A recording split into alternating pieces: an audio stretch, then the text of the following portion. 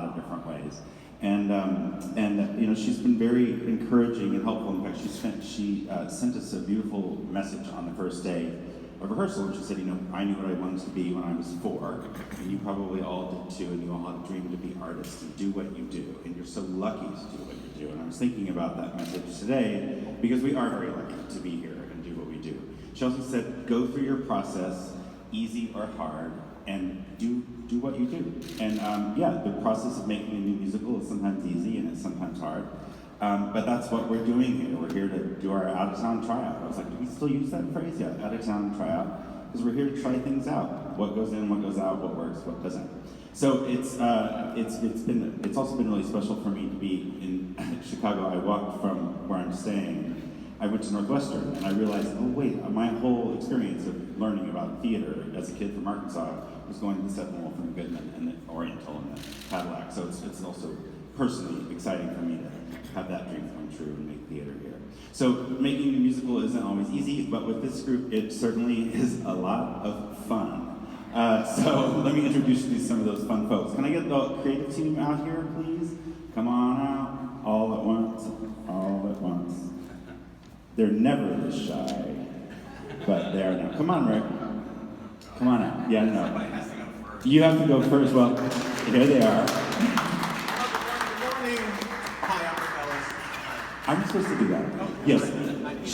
Cher is the sort of first reason we're all here. Floaty's the next one because he brought us all into it. But then Rick's really here. Rick Ellis is our book writer and created this wonderful theatrical conceit of the show, telling her life in her house. In her house.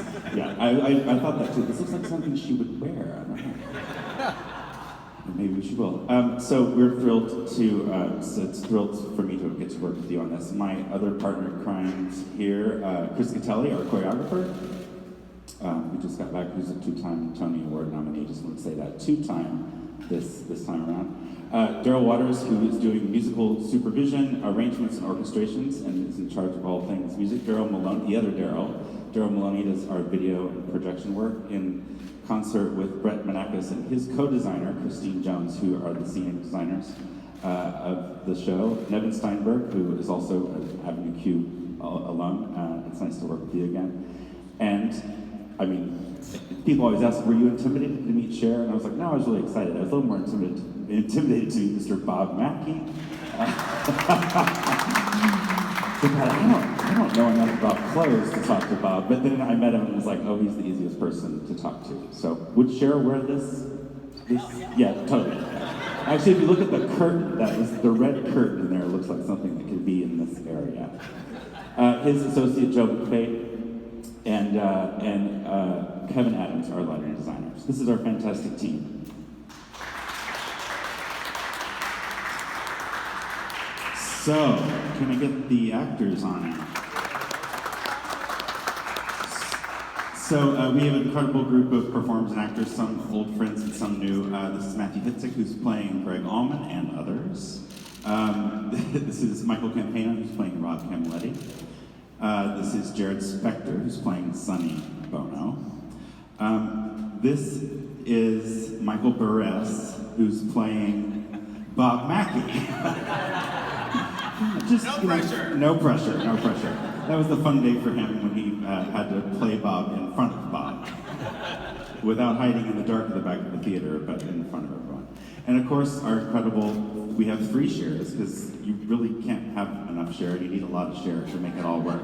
So first, playing star is Ms. Stephanie J. Block. Babe is Michaela Diamond. And Lady, Teal Wicks. Star, Babe, and Lady are our 3 Chers. And we can talk more about how that works and why Rick and I have chosen to have 3 people portray Cher. So, what am I doing now? As you might expect, Sonny meets the youngest Cher when she's 16 years old. When they first met, right when they got together. They became friends first, of course. He didn't know she was 16 years old. He thought that she was 18 because she told him that she was 18, and he didn't find out she was older until her mother stormed into the room and sort of blew up her spot.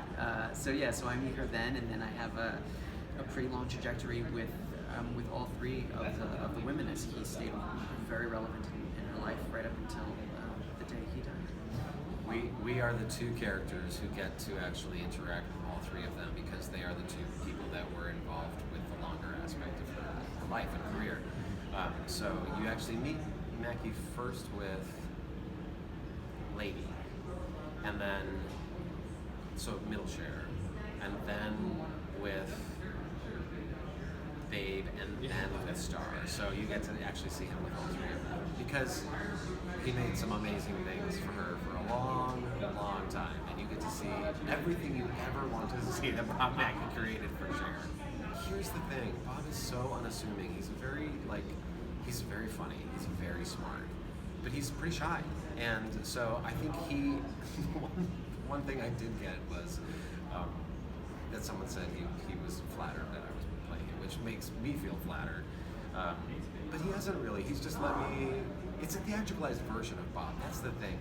Bob was never a performer, and Sonny and Cher, and even Georgia Holt, Cher's mom, they were all people who lived on the stage. Bob was never that. So when I said to him, I'm going to be dancing in the second act, and when I sang in the show, he's like, well, if you're singing and dancing and you're playing me, it's a dream sequence. So there's that wry humor, but also I think the reality is I don't have the onus of playing an authentic version of him, but at the same time, I want to honor him. I want to honor his humor. I want to honor his kindness. I also want to honor the way in which he has not just influenced her, but really has loved her. And it shows up. It shows up in the way that he designs for her, and that relationship is a very special friendship.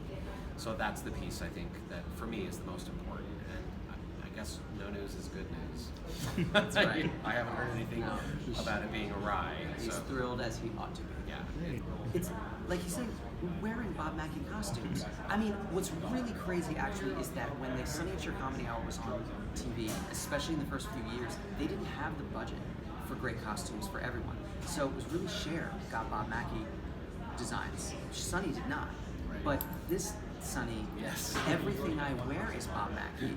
Everything started with, like this sort of construction of muslin, and Bob Mackie drawing on you and saying, okay, this is how it's going to be cut. And you're like, how is this a real I know, thing? it's great. And so, mine is easy. There, the first time you meet Sonny, he wears this badass antique leather yellow jacket that is that was built for me, and it's amazing. And so that I am gonna steal. I'm just telling you right now. Never mind the whole Napoleon. The whole, oh my god, Oh my forget God. it. I mean, just crazy costumes. But Fur that vests. one, oh yeah, because they wore fur All of vests. it. They did. Yeah. You meet Gregory in the context of our show, kind of on set while they're filming the Cher Show. Time-wise, probably around 1975, and that's when Gregory and Cher sort of collide. Yeah, you meet Rob on Cher's 40th birthday. She's at a nightclub in 1986, and they catch each other's eyes, and the rest is history. Quite literally, yeah. It's been a couple years that she and the creatives have been working together. Our writer, brilliant writer, Rick Ellis, has been working with her, going to her house, sitting, interviewing, staying over the night, hanging out with Chaz, running from the paparazzi. So she's been very highly involved, as is our director with Cher. Our audition process was all basically over video. I auditioned in New York, and then she watched it in LA. She's very busy because she has a new movie coming out, and tour and everything. So she's still just nonstop, but squeezing the time to cast us. But we've yet to meet her, so that's the big thing coming. We're excited. My favorite Shera is, I love the Sonny and Cher Comedy Hour. Jeez, that's the 70s. Yeah, the 70s. You just don't get that kind of It's comedy brilliant. anymore. And she's brilliant. Yeah. Like her comedic timing, her stoicness, and just the blasé, it's so funny. And I feel like it really created, that specifically created so many of the improv and comedy hours today. Yeah, variety comedy. I actually watch on YouTube now the Sunny Chair Comedy Hour. And so For leisure, because it's so good. My favorite Shara is the 80s because I'm a child of the 80s. Because that's when she meets Rob. Yeah. You just love that love story. And exactly. I actually saw her. She was the first concert I ever saw live. What It year? was 1989. She was Rob. Yeah, it was in Pittsburgh at the Civic Arena, the old Civic Arena. I went with my parents. They took me to see Cher concert. mullet? I had longish hair. Not like 80s. No, I mean I was aspiring. I was so like if you're from Pittsburgh, like Yammer Yager. Yes, of course. Lemieux, Of course. the flowy locks.